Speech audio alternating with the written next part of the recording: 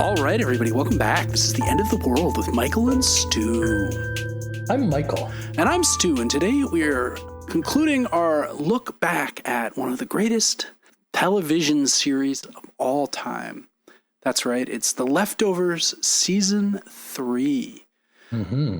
And last week we went maybe a little too deep, some have said, into Season 2, recounting everything that happened. So this week we've had feedback good and bad. I got a lot of good feedback. People love The Leftovers. People that know. And if they don't know, now they know, as they say.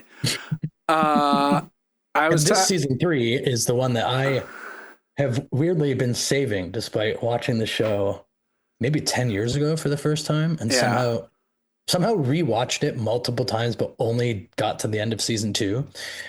And then when we started the podcast, this kind of came around. I mean, I think I probably made a mistake, not only waiting this long, but once again, waiting till the weekend and having to endure 8 episodes of this over 2 days. Yeah, this one's rough. A little less over your head devastating in a way than Season 2. Yeah. Devastating in a different way. Like with the last season, I think you can really feel, once you've seen the whole thing, you kind of see like, oh yeah, this is the guy that created Lost. Like the way it uses flashbacks, the way it uses character spotlight episodes is extremely redolent of Lost, right? Like it's the same, but it's in the service of a story that is much deeper and less mainstream on a number of levels. But this season also, like, although whatever you want to make of the endings for each character, there were more substantial, you can interpret it however you want, but there were more substantial moments of hope and resolution, despite the overall ambiguity of things. Yeah. I think it wasn't just constantly feeling like I was getting beat over the head with bad news. Yeah. So once again, we have a kind of cold open sequence to start the season, this time focusing on a Millerite-esque cult in 1844, presumably in the burned over district of upstate New York, somewhere between Rochester and Syracuse, a kind of village. It's not actually the Millerites. We've talked about the Millerites several times before. They're the religious group that had the so-called Great Disappointment. Yeah. I checked. Who amongst us? Yeah, well, I checked them, and the date of their Great Disappointment was October 22nd, 1844. This group seems much smaller, and it's April 16th is the day of the disappointment. But a similar kind of thing happens where there's calculations are done. The devout are very excited. They climb up on the roofs to ascend to heaven with JC, presumably, and then it doesn't happen. And the majority, a lot of the people in the town seem to give up on this hope. But we follow this one woman who... Yeah, I feel like that would pretty much do it for me. You'd be like, I mean, I feel like if you could get me up there once, that would be difficult enough. But once that... You're not like... I would be saying, I would be like in a rocking chair in 1844 saying things like, well, that ship has sailed, just looking out of my pipe. That's funny. It reminded me a little bit of the Aztecs, who after they were defeated by Cortez were like, well, these sacrifices to the war god are clearly worthless, right? Yeah. This woman, I think, is a metaphor for a lot of the characters we see throughout the season, the various characters that hope for some kind of revelation on the 7th anniversary of the sudden departure, which this season focuses on. Also, in a way, there's some parallels with Nora, who, as we discussed last time, is primarily a skeptic, but by the end of the season, maybe has become some kind of believer. There's a lot of even, articulated parallels to the Bible, of course. And I think in another show and in another, coming on the heels of another 2-season run that wasn't that effective, I feel like that could have sort of stretched it out in a negative way for me, less of a masterpiece. But I feel like it was really earned. Yeah. in those first two seasons that when it's like, okay, they have to finish this story. It is a pre-existing story. It's not just a television show, right? And well, there's a novel, but the novel I think only covers season 1. Oh, just season 1. Okay. Yeah, we'll eventually do the novel later when we're there are a couple moments where I'm kind of chuckling at like, okay, like when Laurie's like, I'm not doubting Thomas, I'm Judas, this type of thing. Like, but by and large, I'm at this point, if you're kind of in for the resolution to be at the biblical scale, right? Which is a very hard thing to keep people around for when you really go to this level. And that to me is one of the big takeaways of the season. Agreed. And so this woman, we see she's the last remaining devoted person. Her husband leaves her, takes away her child. She climbs up on the roof. This time she's alone waiting for, JC to come. Once again, he does not come. A lot of people climb up on roofs this season. It's a motif that recurs, sometimes with disastrous results, as we'll talk about shortly. After this, we cut to the guilty remnant. This is just, they wrap up the end of last season very quickly. We see Evie, we see Meg. They're still smoking. A drone drills a little hole in, and it's like, oh fuck, something bad's gonna happen. And then a predator drone just shoots a missile and destroys the whole gathering at the visitor center. Shortly thereafter, we jump forward to 3 years later. Kevin is now the chief of police. He's riding around on a horse. He's back. He's back where he started. He's back to being a cop. It's funny to think of this is like one of the great stretches of the story is that like the events that could happen to Kevin in Jordan and Miracle could take place. And they're like, who we're thinking for police chief? Yeah. Well, I mean, he has experience, right? He's probably got, sure. He's got 15 years. Not everyone in town, presumably. He can't die, which is good for a police chief. Presumably not everyone in town is fully aware of his whole story. Right. But they're cutting like the budget back. They're paying his salary because they're saving on all his bulletproof vests. We see the one scene, they have a pretty big police force for such a small town, right? Yeah. I almost wish we got a little more of that it became like a weird cop procedural show for like an episode or two, but yeah, probably for the best we do not. Everyone seems pretty good except Lily is gone. There's Matt is preaching. He's got a lot of followers. Just for the record, for those who don't remember all the names, Lily is the child that Nora found on her porch at the end of season 1 that with great effort and turmoil she took care of as she melted down herself in season 2. That's right. Thank you. Kevin's son, Tom, is also a cop. The daughter, Jill, is barely in this season. I feel like it's Margaret Qualley, right? Is that her name? Mm-hmm. She was already on to like bigger and better things. Yeah, it feels like that might have been the case. I didn't actually look at the timing, but she was so good in the first 2 seasons. There probably was some sort of... Well, she's become a much bigger movie star. That's what I mean. Like they must have done that, yeah. Yeah. And she comes in for one scene. They're having a birthday party for Tom. We see Matt has a bigger congregation. He's still kind of playing up to the sudden departure. He's the preacher, the Job figure from the last season. His wife, who Mary, awoke. She now has a son, but she seems kind of frustrated, and we'll see there's some marital tensions. Michael, the son of John and Erica, is the next door neighbor of the Garveys, is helping at the church, and they're doing baptisms. Nora has gone back to her job at the DSD, the Department of Sudden Departures. She's doing investigations of people who claim a relative departed, that sort of thing, kind of like what she was doing when we first met her in season 1. She has a broken wrist, mysteriously. We don't know why. Yeah, they're sort of like all the people are back to work, right? When the craziness that happened has obviously quelled to the point where they, obviously playing off the season 2 ending where it's kind of like you're home. And now they're going to work, most of them, whether it's Matt or Tom has a job, Kevin's back working, Nora's working. So it's a bit of a reset, but obviously they never really get away from like, oh no, this is definitely not done. Yeah, the town is still crazy. It's still filled with insane people. The guy on the pillar is still there, right? Like various other, we see various other frat people. And as the anniversary nears, it's the fear of everyone is it's going to get crazier again. We see that Kevin's old friend from Mapleton, Dean, the guy with whom he hunted dogs in season 1, shows up. And he has some completely insane theory about how a senator is part dog and we have to start killing senators. And Kevin doesn't really... One of my favorite lines from the whole show is when Dean's in there talking about his theory that the government is being infiltrated by canines or canine DNA. Yeah. He's like, they're pretty soon, within a week, they're going to have their hands on the nuclear button.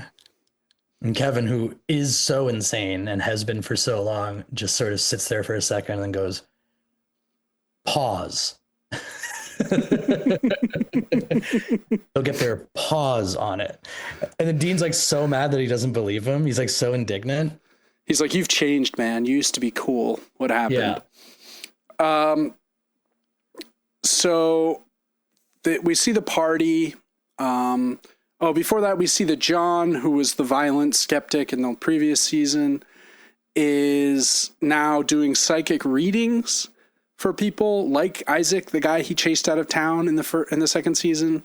But when he gets paid for them, he just shreds the people's money. Yeah. Which is like, what's going on? Lori is helping him because she's upstairs doing like name Facebook searches on these people, and like it's like a old evangelical scam. Like a preacher used to have a thing in his ear and his wife would be reading him, you know. Yeah, and I think it's kind of effective in that they sort of show the people with their lives being at least some degree more normal. I mean, obviously they're still dealing with some crazy situations, and then John, who of course was like the no miracle in miracle guy, right, is just doing something so inexplicable. Yeah, and he's just married to Kevin's ex-wife mysteriously also, right? It's just like, okay, cool, new status quo, got it. We have a party for Tom. All of our characters are gathered together at their house. It's Jill appears for the one scene. Her voice is in a few scenes later. That's the only time she appears. The big thing you notice is that Lily, the little girl, the black child that they'd adopted, is gone. And Nora seems to be playing with Matt's son. And it's very obvious she misses, having that child around in her life. Mm-hmm. They have a bunch of conversations. It sort of seems like Matt, John, and Michael think Kevin is maybe the Messiah. They're kind of hanging on his words as though he's talking about his past. He's making a decent argument. Well, he's like talking about how he met Lori and like she crashed into him when he was a young cop, and like, this fortuitous like incident led to them getting married and having Jill, and like he raised Tom, whatever. And they're all like, "Oh, I didn't know that story." And like, we'll come to find that they're writing a sort of New Testament style gospel about Kevin. And that's right. That is not going to go well. So Carrie Coon as Nora has short hair in this season and didn't think this was possible, but maybe looks even better. None of us did, but wow. It's amazing. She's really just such a beautiful woman. There's like this scene where we see him getting ready for work, and Nora's like, "All right, I'll see you later." She leaves, and he's like, Feelin' Groovy starts to play again, Simon and Garfunkel, and he puts a bag over his head and duct tapes it around his head. And it just seems like he's suicidal, or at least into solo breath play. It's also just, again, it's similar to the John thing, but more extreme, where it punctures the illusion that everything's good. Things. Yeah. And, then we get obviously like to the point where things do start to kind of go off the rails, show that he's not around. He's not done. There's a flashback, that type of thing. And you're just sort of like, obviously this was going to happen, but I think they do a good job of sort of making it confusing out of the gates of where exactly we're going. Yeah, at first you're like, oh, is everyone normal? And then it's like gradually the veil is lifted. And of course, these people are, for the most part, at least Kevin and Nora in particular, are still completely fucked up. And like, just madness starts to unspool very quickly.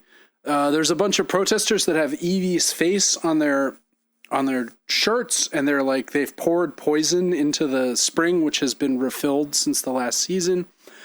And Kevin goes to investigate, and people are yelling and screaming, and he just like walks off and then jumps into the water, and he's like, it's not poison, it's fine, it's just a prank, these barrels are empty or whatever.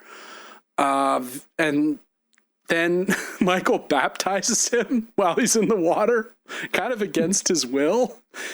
He's like, he's like, do you accept Jesus? And he's like, care. Sure. Yeah. Oh, yes. And then they dunk him. It comes out that they're covering up the fact that the government killed the guilty remnant. Unclear why. Unclear how. Right. I mean, there seemed to have been a lot of people. Didn't seem particularly covert. There was a drone flying. A missile was fired. It's in a town. It's not. Anyway, as they're driving home and arguing about this after this spring incident, Dean starts shooting at Tom and Kevin in their car. He's takes them unawares. The windshield is smashed. Tom runs off. Kevin's shooting back, but then his gun jams. Just as Dean is about to kill him, Tom kills Dean. So it's like, all right, that was a close call. Basically, and when he's lying there dead, a dog runs up and like steals the sandwich that he had. The final indignity that he claimed was like had dog DNA. I like the idea of like following that conspiracy down the rabbit hole where the dog purposely steals the sandwich to like get the DNA back. Yeah, well, you're right, to keep the cover story going, right? Mary's very unhappy with her marriage with Matt, even though Matt won't let her leave Jarden. He believes her recovery is utterly contingent on her staying there. Right. Eventually Kevin learns about the fact that from Mary, I think, that Matt is writing a book about him. He goes to confront Matt, and turns out that Michael and John are helping him with this. Actually, we're all kind of in on it, man. Yeah, they're all into it. And, you know, he did come back from the dead, not once, not twice, but 3 times, right? I mean, he's a pretty remarkable... He's putting up a number. That's right. He's on a bit of a heater. Yeah. He says, I'm not fucking Jesus. And they're all like, I don't know, the beard looks pretty good on you. Right? And he takes the book, and John reveals he doesn't believe Evie is dead. Maybe she faked her disappearance again. Then the episode ends with a cut to the future. We see an elderly Nora in Australia with a bike delivering doves to a nun. So she's going by the name Sarah, and the nun is like, does the name Kevin mean anything to you? And she's like, no. What did you think of the very last scene? Of the first episode? Yeah. I thought it was weird. It was one moment where I sort of felt like I didn't need that. Like, again, I do think they have this inherent advantage of not quite understanding what is real and what isn't and all of that. But this was kind of shot in a way that it felt clear that it wasn't a delusion. And so it sort of like telegraphed a bit of it to me, I think. Yeah. I mean, I like it just because it tells us that we're going to be in a place that's utterly divorced from where we are right now at the opening of the season. And by the 8th episode, we indeed are, right? And like, whoa, Nora's delivering doves in Australia and she's old. Like, yeah, what on earth?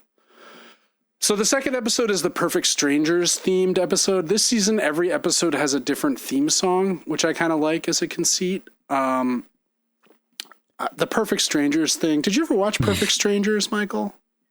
I think I more remember it. Like, I wouldn't be able to tell you about an episode. I didn't watch it like, oh my God, it's Tuesday night or whatever. But I definitely saw it when it was in syndication, like quite a lot. And I think as a kid, I enjoyed the fact that there was like a zany guy who was supposed to allegedly Greek or whatever. Mm-hmm. So the episode opens with the Pillar Saint dying. He has a heart attack. He falls off his pillar. And great run. Yeah, he was up there for 6 years or something, Mm-hmm. Great. This kind of falling off of things happens a lot in this season. Later, Kevin's dad in Australia will fall off a roof, notably.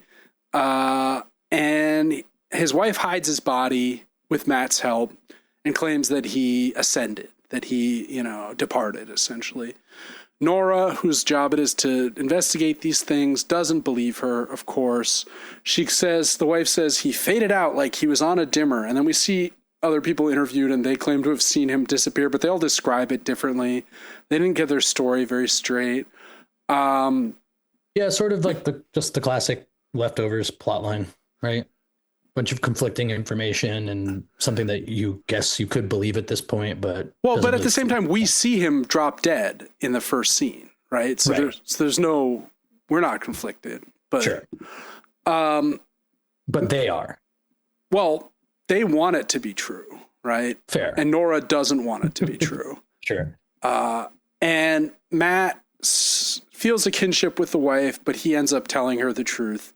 He started to get nosebleeds. This presages the fact that his cancer is back. I'd actually forgotten he had cancer, but that's a part of his character we learned about in season 1. Nora and Kevin are cleaning up the pillar. Nora can't help debunk. She's just addicted to debunking stuff, right? She goes to the doctor to get a cast off her arm. And the doctor's like, by the way, Miss Durst, one of our orderlies saw you slamming your arm repeatedly in the door just before you came in to get your broken wrist fixed. Do you want to comment on that? And she's like, why would that's ridiculous. Why would I have ever done such a thing? And it's kind of okay, so there's some self-harm going on here. And others just sort of hint that things are not going well. Then she gets the call from Mark Lynn Baker, who's the Larry from Perfect Strangers. He, as we saw in the last season, or maybe even in the first season, he was the only of the 4 principal cast members of the show not to depart. And as a result, he's down in Spain. Mexico. Mexico. And he's hiding out. And they're like, Marklin Baker, what are you doing? He's like, no. Oh, fuck. And he runs off. This also sort of feels where the season really starts to take off, right? The pace of the season is a little quicker, and this is where that kind of starts to unfold. Well, the first episode has to deal with a lot of stuff left over from the previous season. And so he says, look, I'm in St. Louis. There's these people that know about you. Do you want to see your children again? You'll come and see me. I'm only here for 24 hours. I'm at this hotel, yada, yada. She's like, wow, I think this is a big scam. She calls her friends at the agency and is like, I need you to authorize my travel so I can investigate this. We see her traveling very quickly, just getting a flight. A motif that occurs with her is that electronic scanners don't register her. The screens refuse to. I'm not entirely sure what's going on with that. Probably nothing. Is it anything to do with the lensing theory? Well, that's sort of where I was thinking, but also is it also just coincidence and it's making her feel like she's cursed? It's just. Right. But again, this exact type of trick, they've been working for so long to build the conditions of this season that, like you said before we were doing the show, there's that and everything is a callback to something. It's sort of virtuistic television. Virtuosic? Oh, is that right? You're not supposed to have the T there? No, it's virtuosic, meaning like a virtuoso. You're going to hear from your educated friends about that one. Oh, that's all right, Michael. Basically, she goes to her meeting with Mark Lynn Baker. She gets help to get the automatic ticket machine to work. He says neutron radiation was found in the aftermath of the October 14th event. Low amplitude Denzinger radiation. It's a footprint, a shadow. What if we could build a device, blast a person inside it, and they would go where the other people went? And so the scientists built the device, right? And a woman named Lauren went through the device. Nora's like, oh, so they're just incinerating people. And he's like, no, 119 people, actually. Like, he gives her a little zip drive or a USB stick that has the testimonials of all these people. And Nora's like, I'm in a committed relationship. And she accuses Mark Lynn-Baker of being suicidal. And he's really hung up on being the only. He keeps being like 4 series regulars, 3 departures. Like, I think it's really funny because I love the idea of Mark Lynn-Baker, like 30 years after Perfect Strangers ended, still defining his entire existence around being a part of this tetrad with these 3 other actors, right? Presumably the real Mark Lynn-Baker found this idea amusing, and that's why he agreed to be in the show. I mean, he's fantastic in it. Oh, he's a great actor.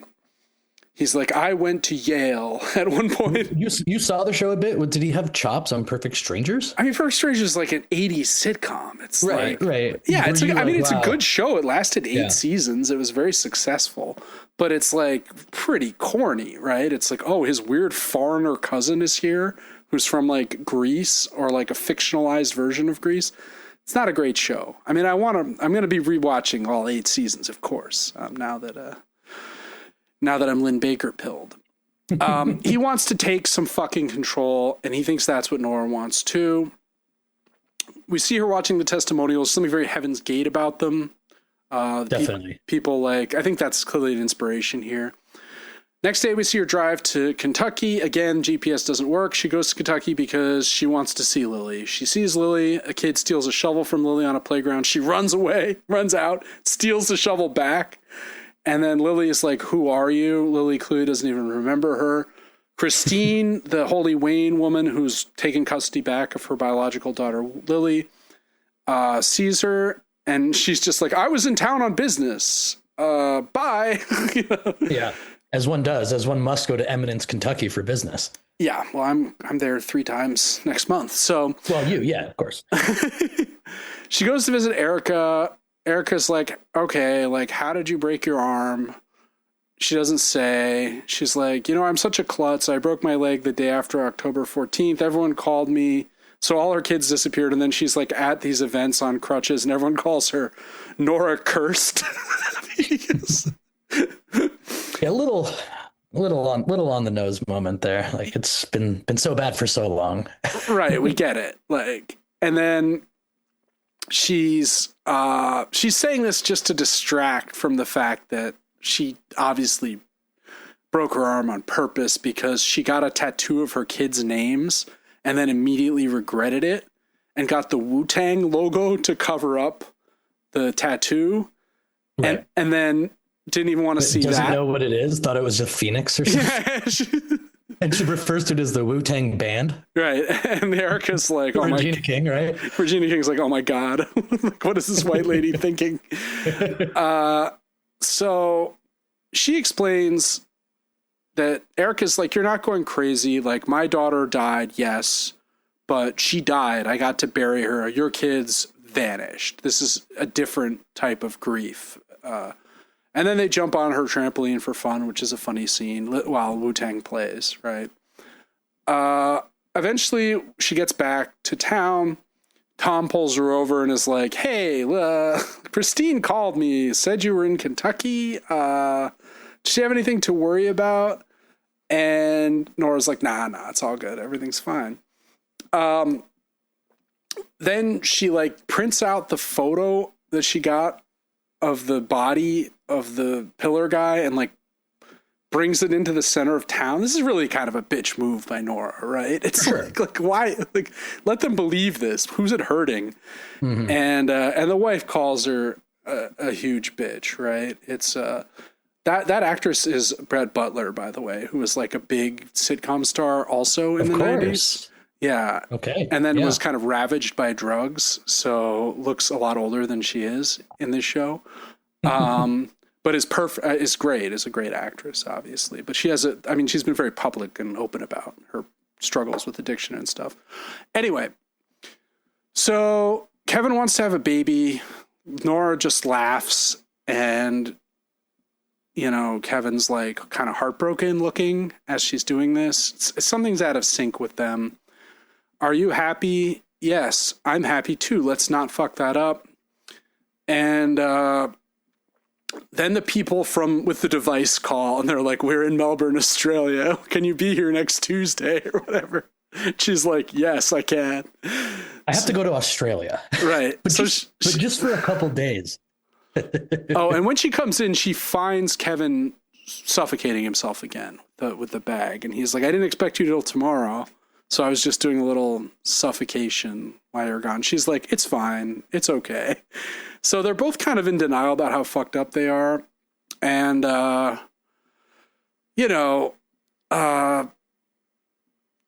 like we cut to another scene in Australia when Kevin's like, I'm going to come to Australia with you. And then we cut to Australia and there's a guy who's a cop. He crashed into a kangaroo. He like takes a different car. He gets pulled over by these women who are like very devout. They kind of seem like a parallel to the devoted, sure, people from the prologue. His name is Kevin also. And we see them drown him, expecting that he'll come back to life. Clearly they've somehow gotten word of this like testimony of Kevin, right?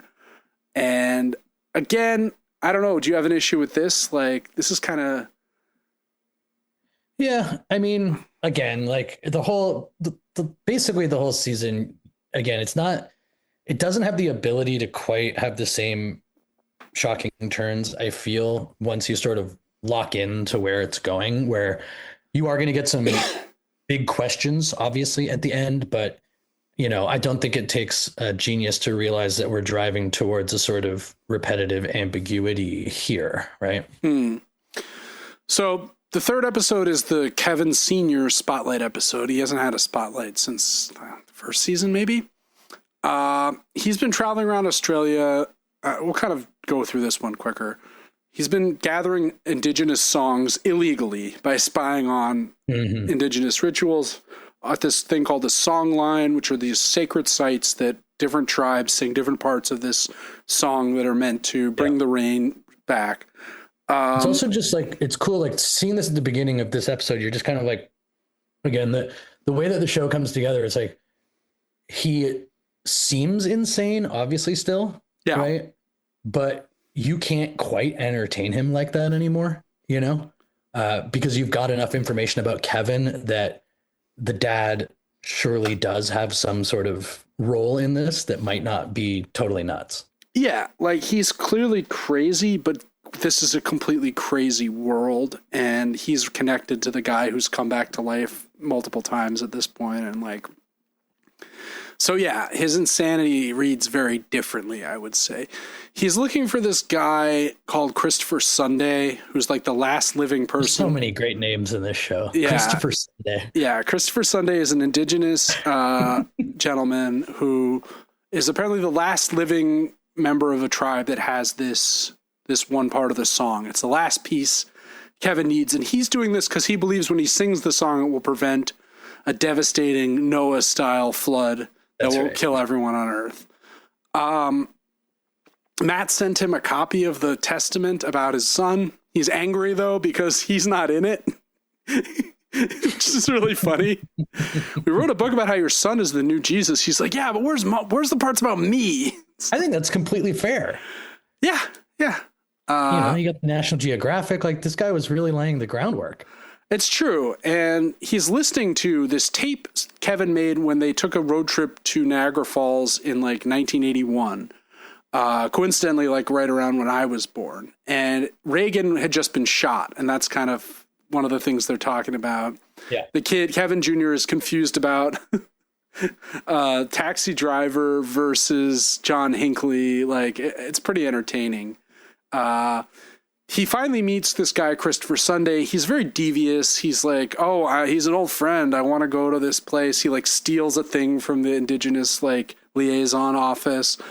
And Christopher Sunday is like pretty mellow. He like invites him in. He lets him ramble on about his vision of the prophet, and he's talking about the tape with his son and how this sort of gives him fair hearing. Yeah, he like this led me to Australia, and I did this psychedelic drug, and I woke up and I was in Perth, and like it just has this like Shaggy Dog story that doesn't really go anywhere. And then he's like, well, if you want to, and you sort of see he's like as insane as the doomsday prophets of the 1800s or whatever that we saw at the opening. Christopher Sunday's like, yeah, you want my song? That's fine. You can stop the flood. Just fix my like air conditioning. It's leaking, right? So he climbs up on the roof and he's like trying to fix it. He's like, oh, I think he just falls off the roof and lands on Christopher Sunday, killing him. Like he doesn't die immediately, but he dies. Yeah. Like he doesn't make it. And then the ambulance is so annoyed by him as they're riding to the hospital, they just dump him in the middle of nowhere. And he meets a guy who's got a Volkswagen Bug who just driven into the outback and covers himself in gasoline and is killing himself. And he says, they wouldn't take me. They rejected me because I said I wouldn't kill a baby if it would cure cancer. Oh, a hypothetical. Which we'll come back to, I'm sure. Anyway,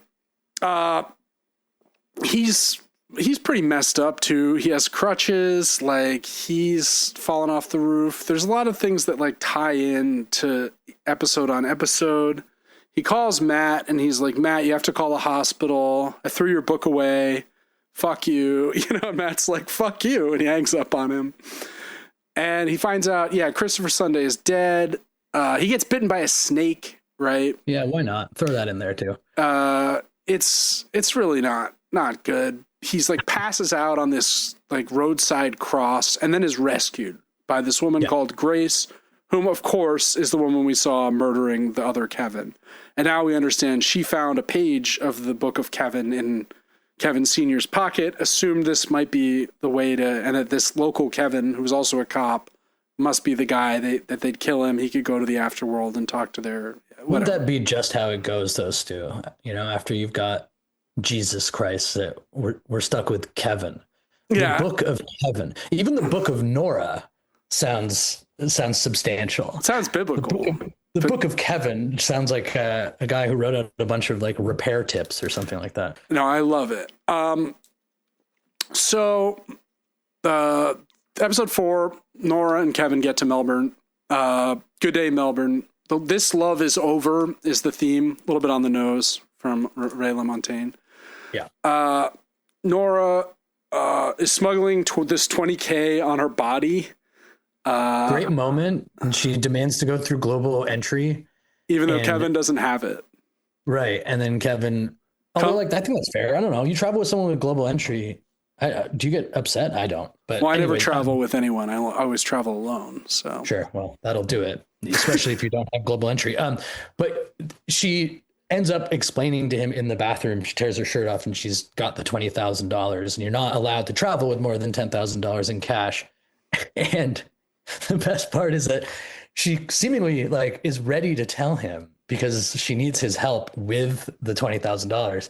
And then he was just like, "Oh, why didn't you just split it in two? We both could have had $10,000." But that never occurred to her. Yeah, it's like it kind of shows like that, her mind is obviously addled but weirdly focused, and so it kind of comes out in these strange ways through the whole season. Yeah, I think that's right. They get to Australia. Immediately, she gets a call from the people with the device.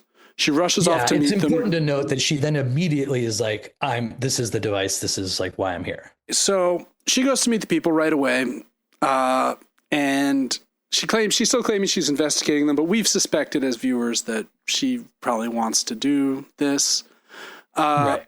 Kevin, it's certainly not going to come to the quick resolution they're claiming if you're throwing the biggest thing about the show into episode 4. Clearly this is going to take a minute. Yeah. While she's waiting for this bus she has to take to the end of the line, a woman is like, "Are you a mother? Can you watch my baby for 5 minutes? I have to do this interview. They won't hire me if they know I have a kid."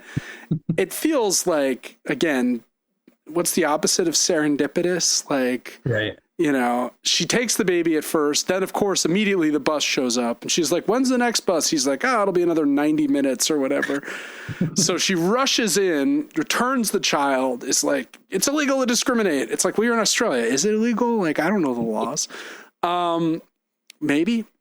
And then she chases the bus down. So she's like very desperate. It's like if I were her in that scenario, I'd be like, taxi. I need to go to the end of that bus line. You know, like there's like other options than just have to be on the bus. Kevin, meanwhile, has let's just do them. You know, follow them both to the end. Nora goes in, meets the people. They interview her. They're like, we have this device. We can send you through. Mark Baker already went through. He's very happy. He's on the other side. They're very reasonable. They're like, look, we don't know. We just know you go to where they went. We don't know where that is. They don't like make any false promises. And they give her a physical. They ask her, you know, to like,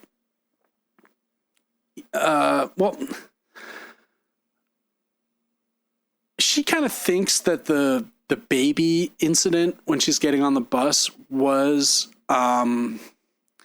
like a test by them. It's unclear. The scientists are like, we have no idea what you're talking about when she broaches this. And it ties in because they ask her a hypothetical. The same one we heard the guy mention in the previous episode.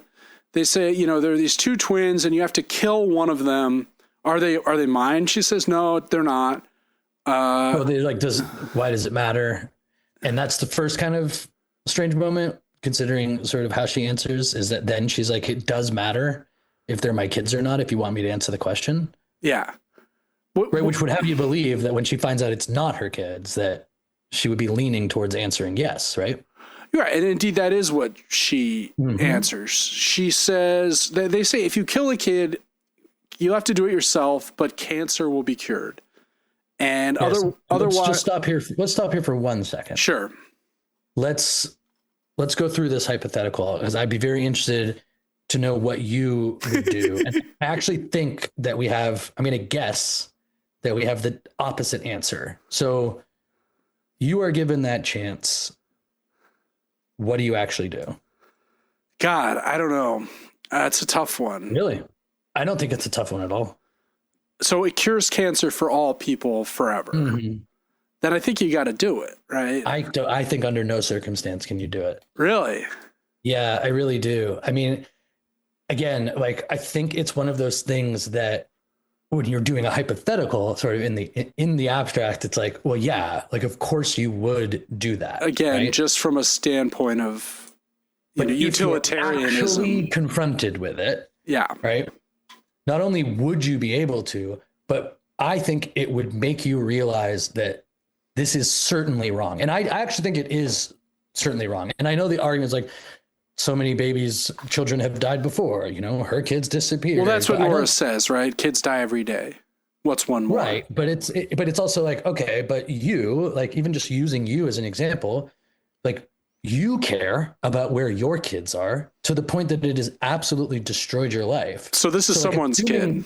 Assuming the baby has a parent, you know, and then again, even if they don't, it's an orphan baby. I still just think that the idea of curing something that has been wreaking havoc and has been part of the conditions of mortality for an extremely long time, that I just don't think you have the right to like choose that child to suffer for that because we haven't been able to cure it. What do you think? Yeah, I mean, I think certainly from a purely ethical standpoint, you're right. Like, you can't make that compromise. You can't. How do you think you would feel if you did it? Terribly. Even when you're hearing all the testimonials, all these people, oh, you saved my life. Like, millions of people are like, Stu Watson is the one who again, you're always hung up on this idea of like getting adulation for doing these things, or like, well, I'm just saying, like, do you think that once you've done it, I'm not going to like broadcast that, hey guys, I'm the one who killed the kid to cure cancer. Let's expand the hypothetical, as I like to do. Everyone knows it's you. Everyone learns that you did it. And again, in the hypothetical world, everyone agreed that it was good, and they're all praising you, sending you letters about how you saved Even their the life, kids' parents are like, wow, thank who you. maybe had cancer. Turns out they had 3 other kids, all of them stricken with cancer. Yeah, why didn't she ask that? Well, I mean, does the other kid have cancer? Right. Right, because then if the other kid has cancer, then I think you have a better argument for killing the baby in a way, because you're saving the life of the other baby who is going to die of cancer. Now you got a really tricky one. It's a real Sophie's choice in that scenario. That's right. I think obviously the analog here is JC, right? Yep. The one person who gives his life to save humanity. It's also the scapegoat, which comes back in the final episode. The idea of putting all of the world's sins onto one creature and killing it to take away the sin. Yeah. The sin eater, another concept that I'm sure could apply here. Yeah, I don't have a great answer. I mean, I think from a purely utilitarian standpoint, you have to do it. But by the same token, I think you're right. Like ethically, it's untenable. But it's a tough one. And what we understand is that there's no right answer for these people. It seems that they reject you because they reject Nora after she says she would do it. And we already saw the other guy who was rejected and killed himself because he wouldn't do it. So it seems like on a case by case. It seems like something almost spiteful about her answer. Like she's able to do so because of what has happened to her almost. Yeah. I think the way her tone is not great, you know? Yeah, this is not how you want to sound at a job interview, or apparently for a device interview. For the device interview, no, definitely not. So meanwhile, Kevin has thought he saw Evie on TV. Evie is dead. We know this. We see her die in the first episode. And yet he sees a woman in a veil. He goes down to the TV studio. He sees her walking away. He chases her. He takes a photo of her. He confronts her. He gets her name and ends up calling Lori back in Miracle, getting her to like run a background check real quick on this girl. And Lori's like entertaining him. She's like, it is Evie, you're right. But we already know from the last season that she doesn't want to break the reality of someone in a psychotic fit, right? Right, which is kind of like psychotic episode.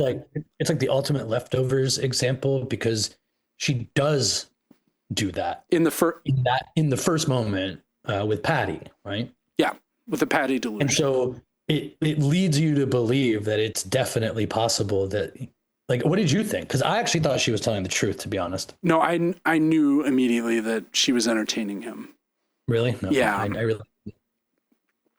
I mean, I also have seen this before. I didn't remember it that well, but I also have just horrific media literacy. But yeah. Well, I don't think that's true. In any case, he chases this woman down.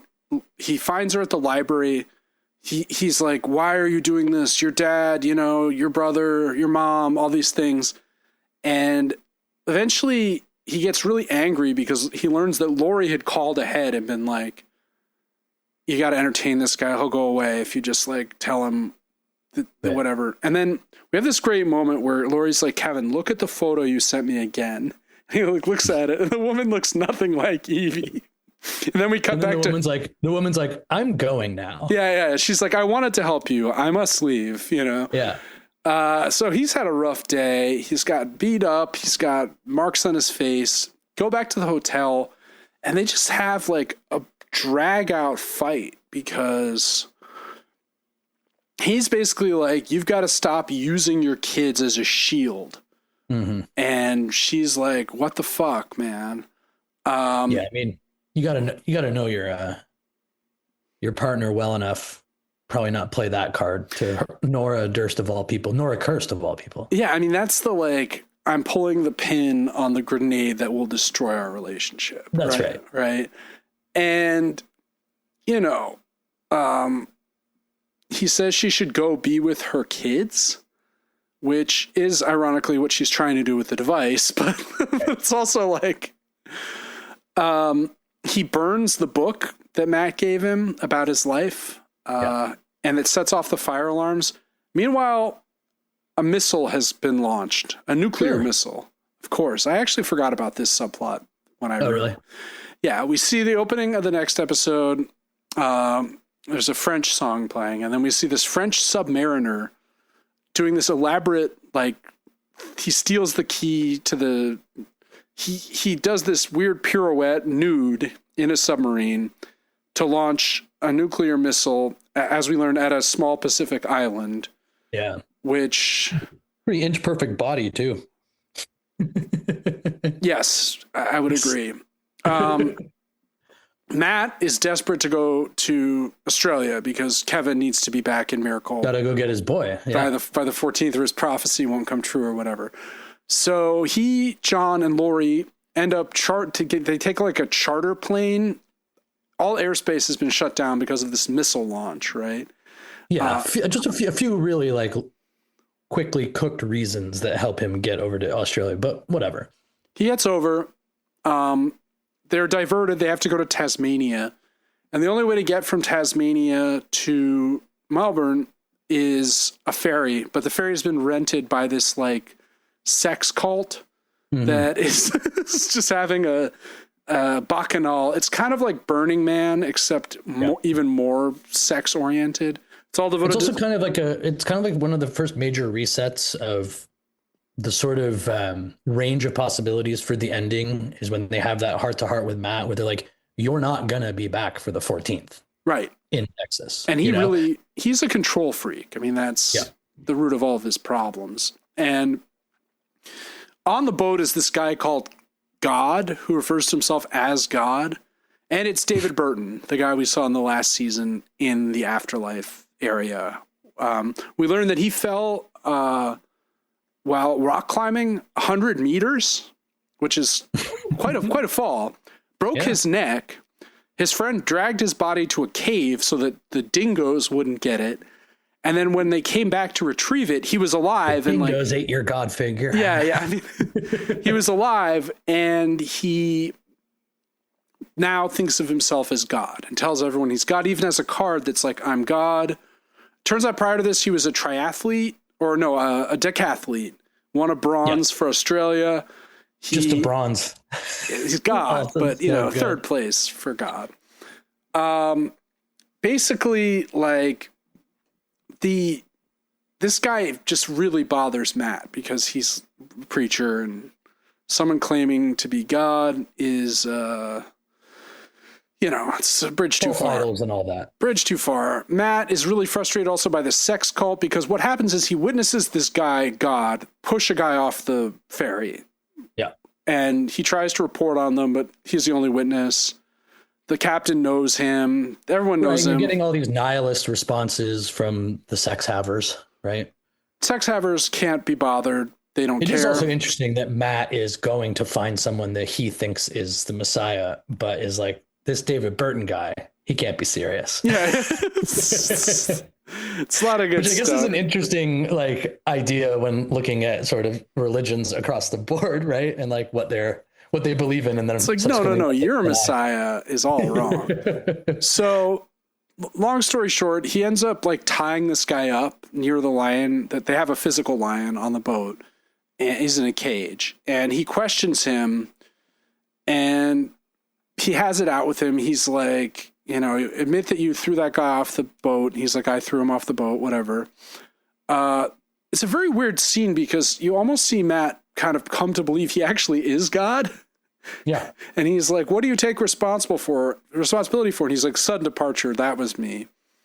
He says Jesus didn't really come back to life, that he had an identical twin. I actually have a script about this idea. Oh. Well, it's not finished, but it's something I've been cooking up in the lab. So he's not a judgmental God, and he kind of asks, God to cure his cancer, and Matt unties him, and he snaps his fingers, and he's like, "You're cured." But some of the sex cult people are like, "No, I believe he really did kill this guy. Like this." Don't worry, we're cooking something up in the lab to deal with him. And also, a fishing vessel finds the body, so the captain's like, "Look, you were right. Sorry, my bad." Pretty quick location of the dead body. I mean, a lot of really convenient things happen here, but but I guess God is at hand. So yeah. So the cops are coming to arrest Burton. He starts running, and then the lion cult people release the lion, which eats David Burton. And then the lion is in turn shot by the cops. And it's like, oh, well, that worked out. And Matt's like, that's the guy I've been telling you about as he's getting like devoured by the lion. But it's just a great like double meaning of the line, right? Like this guy's been preaching about God for the entire series. I loved that moment. What do you mean? Well, just like the ironic, like I've been telling you about God this whole time. Oh yeah, good. Didn't catch that. That's the guy I've been talking about. Yeah, I like it. So episode 6, because he does feel a sense of comfort and clarity here, right? And so, well, it's also like that's like God killing this guy, but via the lion. Or that's right, right? Like as well as that's really good. We learned that right after the departure, that during the departure, Lori was pregnant and had a baby disappear from her womb. Physics of that, like why would the baby disappear but not her? Mm-hmm. I don't get it. She tells Kevin about that later, but we also learned that she attempted suicide like a couple years after the departure. She was is the patient she's talking to at the beginning from the first episode? Yes, the woman whose baby disappears and she's screaming. Right, okay. Yes, exactly. This is she ends up taking spirits of Ipecac, puking up the pill she took to kill herself, and joining the guilty remnant instead. So we understand that her joining the cult was just an alternative to killing herself. Then we see her driving around a VW van in the outback. A couple of VWs in the episode. I don't know what that's all about. In the season. She's got a black eye. Are they big in Australia? Maybe. Check. Could be. Basically, she finds... We see two timelines in this episode where she's helping Nora to track down the scientists and eventually succeeds in finding them with some distress. Laura at one point... Laura is very truculent. She's like very bitchy and like angry as they're like spying on these scientists in the VW van. And at one point she like punches Lori in the face while they're fighting over a lighter. It's the lighter that Jill gave Lori in the first season. Eventually they tail the scientists effectively to this like point where there are a couple tractor trailers. And as you see it, you're like, oh shit, the device. And so I guess because Nora tracked them down, she gets to use the device, right? Yeah. Pretty crazy. Meanwhile, after they broke up at the end of the last episode, it's funny that Kevin and Nora now like hate each other ostensibly, but like Lori is talking to both of them, and like Kevin's ex-wife is like, it's like when you're really entangled with someone and then you like break up and you can't get unentangled because you're in the orbit of all the same people. Your lives are too like entwined, right? Yeah, definitely awkward. We learned that like Nora that the French guy shot the missile at that island because he thought Godzilla was basically going to hatch out of a volcano there. Just madness everywhere. We see that Kevin Sr. is there with John and Michael, and that they're going to kill Kevin Jr. again so that he can visit. He can get this song from Christopher Sunday in the afterlife. He can see Grace, the woman that saved Kevin Sr.'s children who disappeared. They didn't vanish, but they didn't depart, but they died after their dad departed. Yeah, there ends up being eventually this whole shopping list of things that he kind of has to do. He has to go to the afterlife and deal with all of these issues. It's a bit much, right? Oh, and he has to find Evie in the afterlife and tell her that she's loved. So all of this is very crazy, of course. And like Lori eventually joins them and Kevin goes out for a long ride. They're all like, Lori, you're going to stop this. They're all very skeptical of Lori. They think she's a skeptic. This is the doubting Thomas Judas thing. She does drug everyone. They all pass out. And so she can talk with Kevin one-on-one. She doesn't try and talk Kevin out of this. She's like, no, if you have to die again, I hope it works out okay.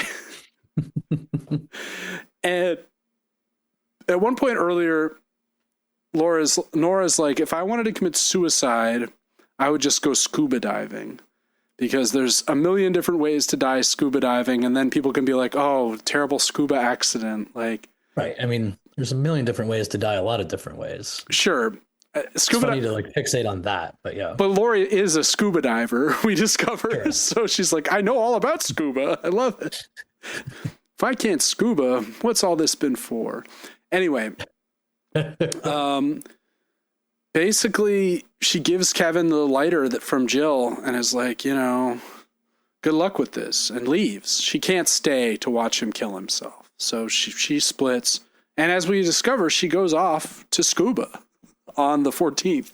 That's where she is, where all the other people are doing, either getting into a device. You need R&R on the 14th, especially. Oh, yeah. It's a very stressful day. So quick weekend in Saigon. Episode 7, we see Kevin again in the afterlife, right? They dunk him. He's on a beach. Dean is there. He's an assassin.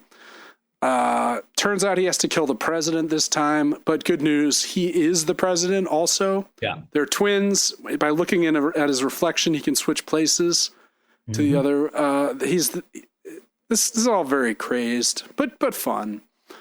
I mean, dark. Yeah, it's this particular moment, it feels more fun to me than brilliant. I was a little bit removed from the story. I think also just because it's one of the only issues of the show is like there's so much repetition, there's so much callback that feels like a little telegraphed what's happening in this place the next time around. I don't know. That was just for me. Yeah, and we see a lot of the same stuff we saw the last 2 times we were in this area, right? David Burton is there again. He's in his ear telling him what to do. Evie is there. Evie is there. He tells her, John loved you. She's like, what are you talking about? John died in a drone strike. And it's like, oh, everything here is the reverse of what happened, which, presages sort of what happens in the finale. He has to go to this bunker. He has to measure his dick to get into the bunker for some reason. Just a very, very odd dreamlike detail. I feel like that would happen in a dream. It'd be funny if it was like, too big. Yeah, nope, it's not him. It's too well endowed. The idea of it being an identical twin ties in with the David Burton God saying Jesus had an identical twin. Right? There's a lot of this stuff. He tells Evie that John loved her. He sees the woman's kids, and she's like, where are your shoes? And they're like, why is that important? Like, no one really complies. He does the things. He calls Christopher Sunday. Christopher Sunday's like, the song doesn't bring the flood, which is something, he's like, the sun doesn't prevent the flood. It brings the flood. It brings the rain. Oh, that's Jesus. That's the direct opposite. Yeah. And he's like, he tried to explain this to his dad earlier, but his dad was having none of it. Yeah, basically. And Meg is there. Liv Tyler's character, who died in the first episode, was sort of the successor to Patty. Patty is there again. It's all this like weird stuff. She sings the identical Kevins all the way. It's like this riff on the Patty Duke show. Were you ever a Patty Duke head, Michael? No. Oh, really? You weren't into 1965's The Patty Duke Show? It's one of those shows where this actress plays 2 characters. One is like the country bumpkin. One is the erudite worldly character. I know, I used to watch it on Nick at Night when I was a kid. Right before Perfect Strangers, probably. Which is also about cousins, I noted. There's some kind of cousin thing. I think that one of the things I like about this episode is that it feels like they do justice. I know a lot of people have thoughts on the finale and the endings and all of that, but I think it does pretty good justice to how much time this thing needed to end.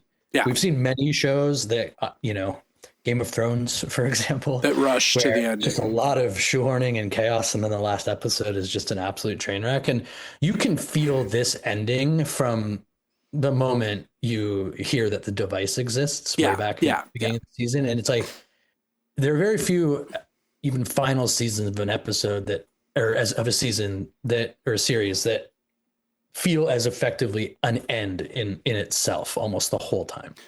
I think that's right. Like, it's really well paced. It has one thing it's really getting to, and it's going to resolve the whole story through that. Yeah. Basically what happens here is Patty wants Kevin to set off a nuclear missile to destroy the world.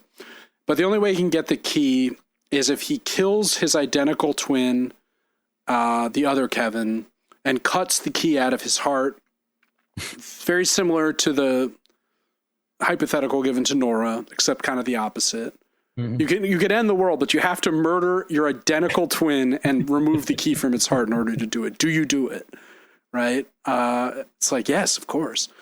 Also, he's like the president, but he's like a guilty remnant president. He's like, his suit is all white. There's this painting of him in white. It's all pretty funny. And there's this long-winded thing about getting rid of marriage and how it's a scourge on society. Yeah, and like it ties in with like the family. We need to destroy the family. Meg disagrees. Yeah. We remember she had anyway, he does it. He kills himself, his opposite, gets the key. And the last thing the dying version of him says is, "We fucked up with Nora." Which is like, yeah, you did. Like, why were you such an asshole? They do the launch. They go to watch the apocalypse hand in hand. And then he wakes up. And also, we skipped over this, but he wakes up a couple times. He comes back to life, and they kill him again so he can complete his mission or whatever.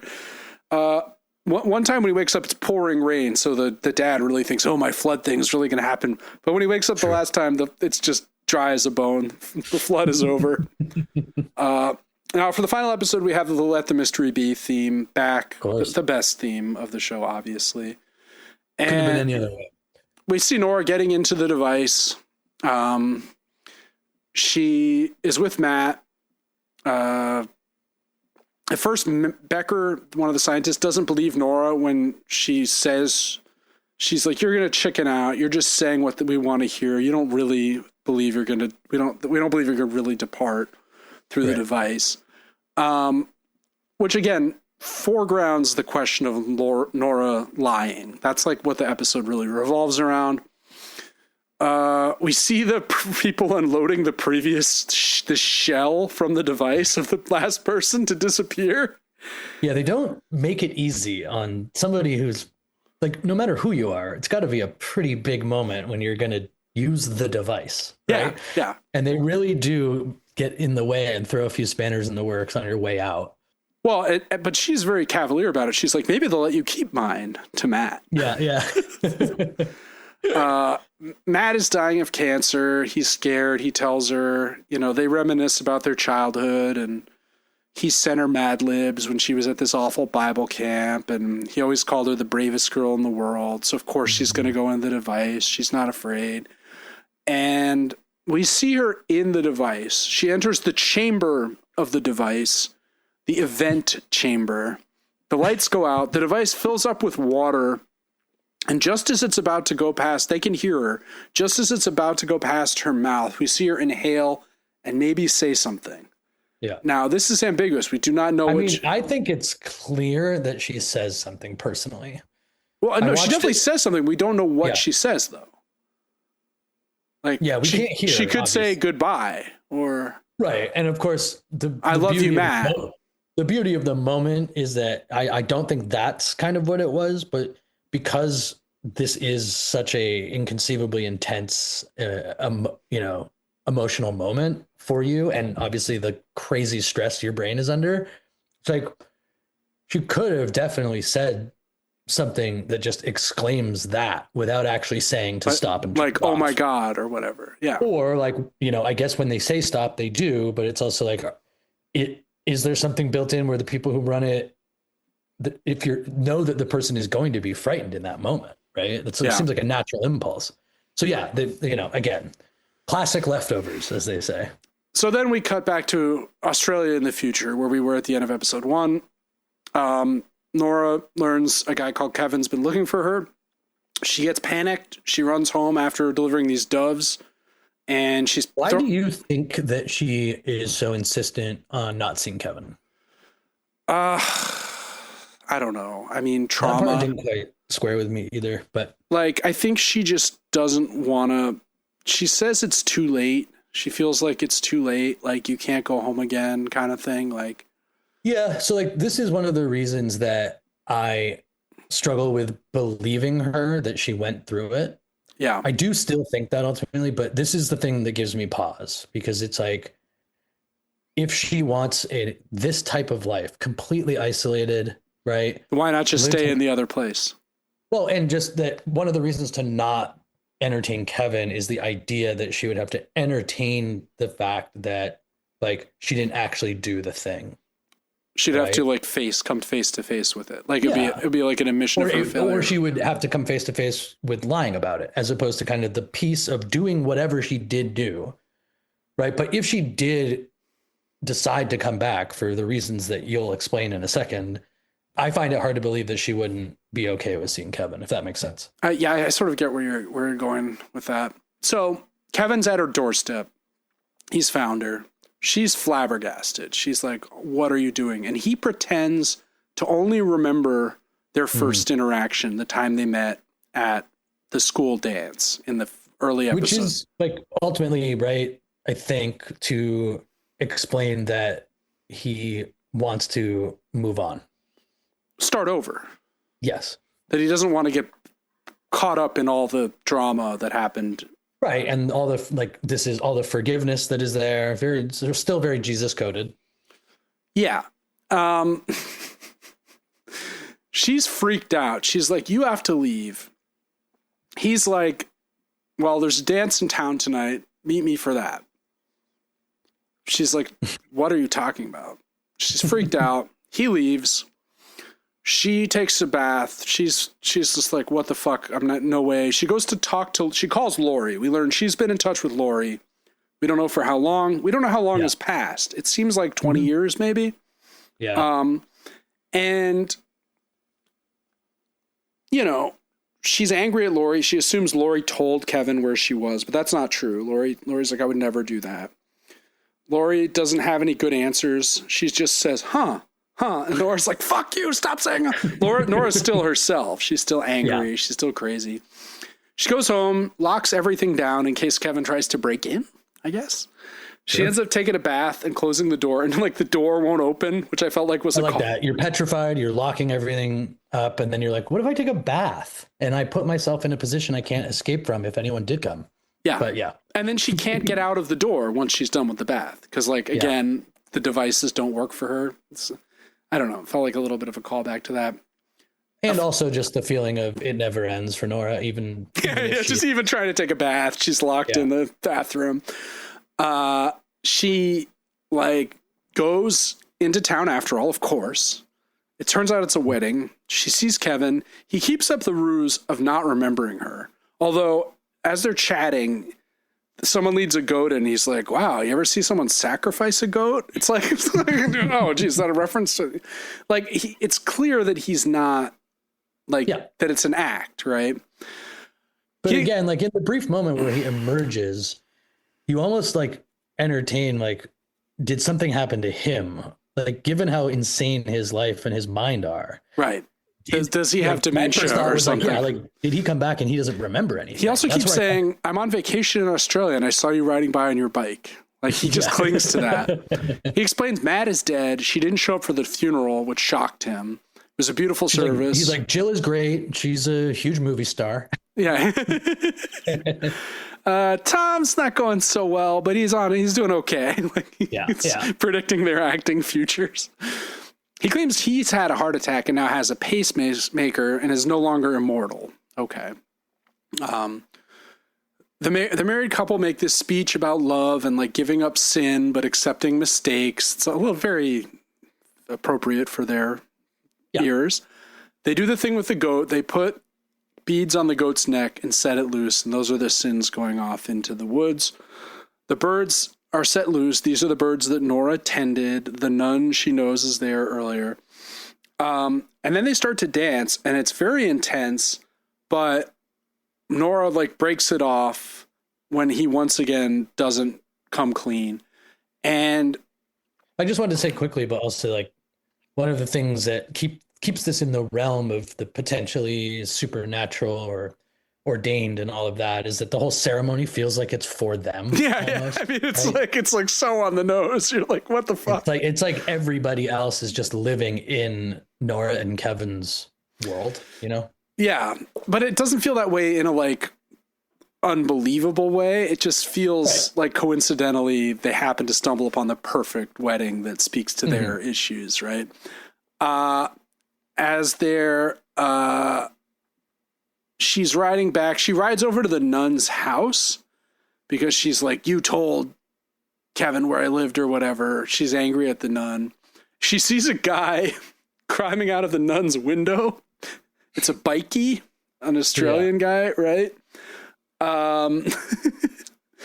And she's like, I don't know. She's angry. She still got it. She's still got it. She's still herself. She's really angry. She has this confrontation with the nun. Again, these are all the little things that make me think she maybe didn't go through with it. What do you mean? Like, well, just that, like, by virtue of going back to here, it's like, is there some peace for Nora? No. And so then I'm like, did you really actually go check it out? Yeah. It's a little ambiguous. Like, what do you think happened? What do you mean?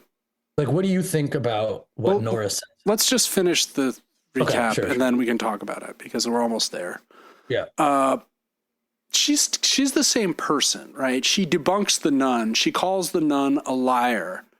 And then the nun is like, well, I saw you dancing with that man you didn't know, so you're a liar too, right? Mm-hmm. And this whole thing about lying seems to be very, like, the center of this. The episode opens with it. We have this thing with the nun. And then she's riding home, and she just fucking eats it so hard. And again, it's like, oh, of course, it's Nora. Like, like Nora cursed, right? Like, and it's like 30 episodes of this shit for her. She's just like everything bad that could happen does. She gets, she realizes the beads are tied in her wheel. She finds the goat. She leads the goat home. She abandons her bike. It's daytime when she gets home. The birds haven't returned. She's pissed. She accused the nun of doing something wrong with the birds also. Then Kevin arrives and he's pissed. He's like, you know, like, you want to know how I found you? Like, I take 2 weeks vacation every year in Australia and I search every fucking place I can for you. Like, for 20 years, he's been coming to Australia just being like, have you seen this woman? Like John Connor style, right? Like the T2.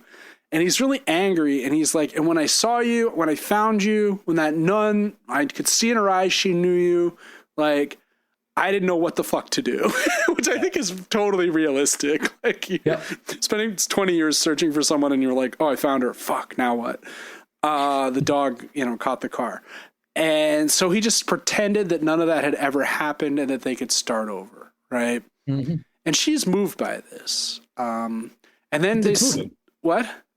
It's moving. I mean, it's amazing to imagine someone spending 20 years searching for you, right? Yeah. I mean, who wouldn't like that? Unless that person is a serial killer. But anyway, they go inside, they have tea, and she explains when she did cross over. She went through the device. She arrived in a world that was 98% empty, that only 2% of people there stayed, and that this world and there you have it. And this world is different. There's not a lot of, there's resources in abundance, but there aren't enough pilots to have like an airline. It's like there's all these like logistical problems, which is great. Just like the little details she includes in the story make the story seem real, right? Like I like that it didn't ultimately, but it briefly made me be like, oh man, like I know you couldn't have the ambiguity without it, but like a 4th season with the logistical issues of this world, I would watch. Oh yeah, sure. It sounds great. I agree. She got to the other world. She met people.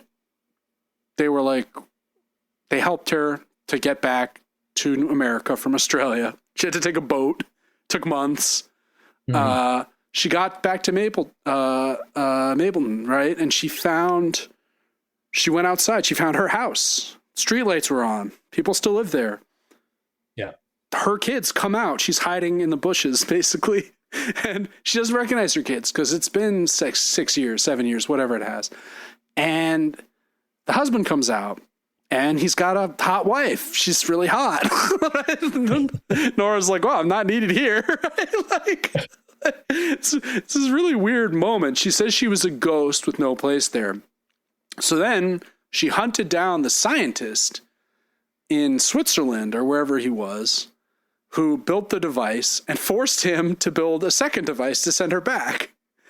And he was like, you came all the way here. Like, why would you want to go back? And she's like, I didn't fit here, you know, like, or she just pulled a Nora, screamed at him. And he was like, fine, I'll make the device, whatever. Right. And then she came back to Australia. And did she want to call him? Of course. Did she want to be with him? Of course. But so much time had passed. And I didn't think you'd ever believe me that I had done all of this, that I'd gone through. Yeah. Something about that wasn't. And he's like, I believe you. I believe you. You're here. I'm here. And then the birds that were missing start to land on the roost and the show ends. Yeah. And we're left with, do we believe Nora? Did she go through? Is the device real? I say yes to all of these things. I believe her. I think just because I like that idea so much. The idea of her just lying, and this is very, on Reddit, people are like, Nora is lying for all these reasons. There are all these lists of why she's not telling the truth.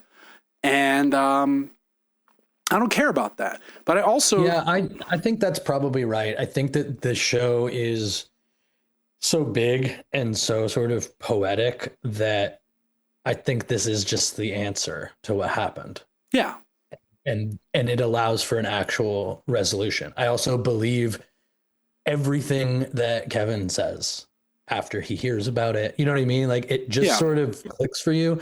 Again, the one thing that I guess it's not necessarily true that would have brought her any peace. In fact, it might have messed her up more, right? Which is why she can't even socialize. She can't even have like a life at this point because of what she knows. And basically, you can't talk to any other human. Never mind like Kevin, right? Yeah. It's like knowing what you know. The reason you're in Australia on your own is like, I can't like be real to anyone now because I'm never going to tell anybody this story. And because so no one will believe me. Yeah. Yeah. But I mean, also like just in terms of the end of the world, which, this is what the podcast is about. Is that like, I think it's a very interesting message at the end where this isn't about a 50-50 split and which one's left and what did the other world look like and all of that. Instead, I think it's very deliberate that it's 98-2. And like you said, then you go into the 2%er world and there's these logistical problems and it's certainly not all happy-go-lucky, right? Yeah. And I think there's a very like conservative notion here about, which is, partly hopeful, partly like encouraging kind of like the quietism of apolitical secular modernity of like, hey, this is so fragile. Yeah. And like, we are so hopeless and such desperate being. The things we need are so petty yet essential. The family, marriage, the ability to go get a 6-pack of bud and cigarettes whenever you want. That like anything that could take this and change the math, whether it's 98% or 2%, will totally destroy your idea of existence. And that is like a really interesting end note for a show that was toying with revolutionary prophecy, revelatory prophecy, end of times. And for a show that came out 3 years before COVID. Interesting. When something like that kind of happened. Yeah. Didn't kill 2% of the population, but it killed a lot of people, millions of people. It's, again, I think that's a really interesting point in that, not to say that this wouldn't have happened on another timeline, right? But I think most people would agree that everything that is going on now feels like it's probably more accurate to say that it didn't happen merely because Trump won again, but that Trump won again in a post-COVID world. And 100%. I think this is like very, very much a parallel to this. And that post-COVID, we have the rise of these extremist ideologies and just different forms of madness. And that's right. And then we have AI coming along to stoke these and all these other. This is not to be like any like, oh, we're so wise in our age and all that, but like, and as you have studied for years, like these elements of fringe lunatics and stuff have always been there. But, you know, there is something leftovers feeling when you hear Bobby Jr. as the head of Health and Human Services. Yeah. And you like hear him talk. And you're like, this feels like the show that like, this is the type of thing that could be articulated in a public square after something like this happens. Yeah, no, I agree.